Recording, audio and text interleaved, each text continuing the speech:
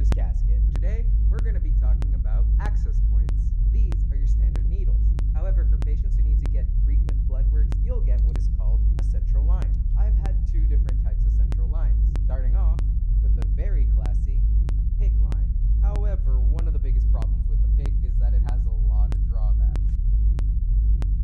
Is the thought of it getting caught onto something and ripping out. So the PIC is far from perfect. Yeah. So eventually, it was about time that I had to get myself an upgrade.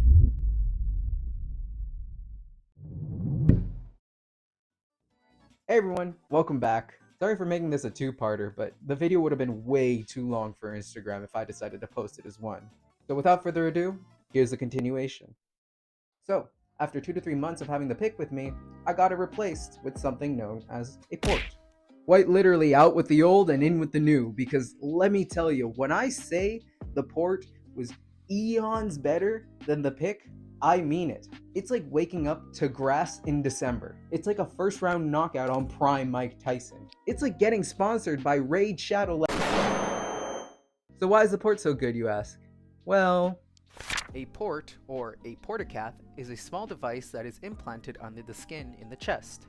The device being made up of three main parts: the button, that has a softer plastic on the top where the needle sticks into, and a backplate where a harder plastic or metal is placed to stop the needle from stabbing you. Then there's a tube or a catheter that leads from the port to one of the veins in your neck to have direct access to the heart.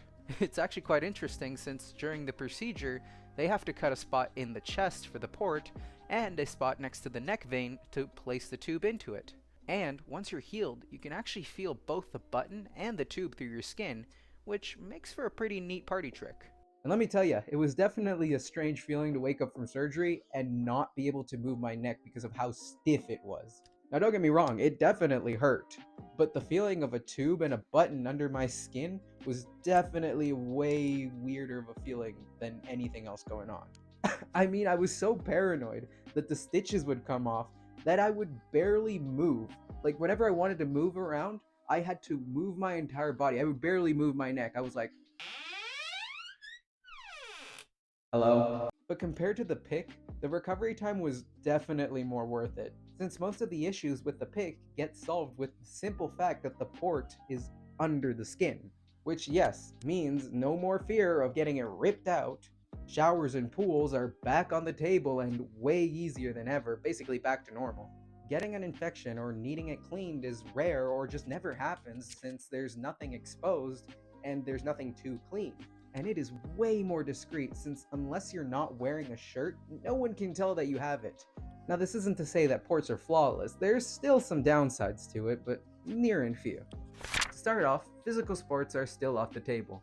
And while the port is more sturdy than the PIC, it's still not a great idea to get body slammed, since one wrong hit and it could either detach or get flipped over. Infections, while rare, can happen, and if it does show up in the port, well, you better pray that it's not bad, because if it is, you're getting a one-way ticket to another surgery to get it replaced. And lastly, but definitely not least, since the access spot is now under the skin, needles are once again used. So yes, poking is back. Now when I was doing my research, I came across another central line called the Hickman catheter. I'll put a little picture of what it is here. I've never had it before, so I find it quite interesting. It looks like a combination of the PIC line and the port line together.